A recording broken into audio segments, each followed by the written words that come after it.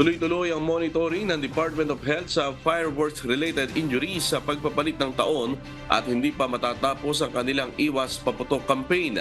Itutuloy ng kagawaran ng kampanya hanggang sa unang linggo ng taong 2024. Ayon kay Health Secretary Ted Herbosa, marami pa rin ang naitalang nasugatan sa paputok at karamihan sa mga ito ay bata.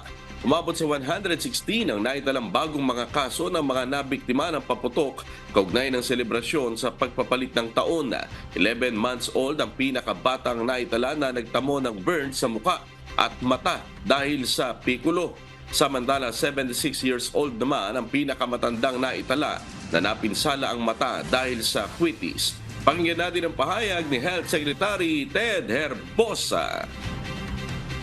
Hindi pa tapos ang iwas paputok, no? Actually, ang kampanya namin hanggang itong unang linggo ng unang taon.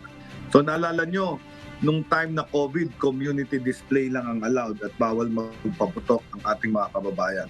So for this time, nag-umpisa na naman magpaputok at nakita naman natin na tumaas ng kaunti ng ating fireworks-related injuries.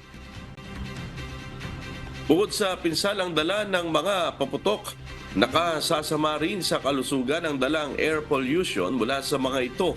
Ayon kay Herbosa, delikado ang nasabing particulate matter lalo sa mga taong may asthma at allergic rhinitis.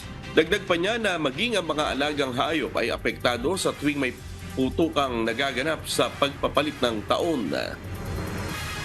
Sa nyo, ipinaalala ko na to na isa sa mga danger ng kanya-kanyang pagpapaputok ay nagkakaroon ng tinatawag na air pollution kasi lahat ng gunpowder na sumabog sa ere o umiikot yan as particulate matter or dust at nai-inhale yan ng mga tao at masama sa ating bagayan.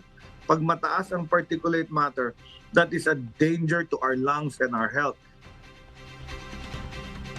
Samantala, inihayag ni Secretary Herbosa na mababa ang mga naitalang kaso ng COVID-19 nitong holiday season at walang dapat ikabahala ang publiko. So wala tayong dapat ikatakot. There are cases of COVID in the hospitals pero mababa naman siya. Mas mataas pa yung mga ibang sakit. So ito yung the way we're looking at it now sa DOH. Hindi lang COVID ang sakit. Isa na lang siya sa mga sakit na inaalagaan ng Department of Health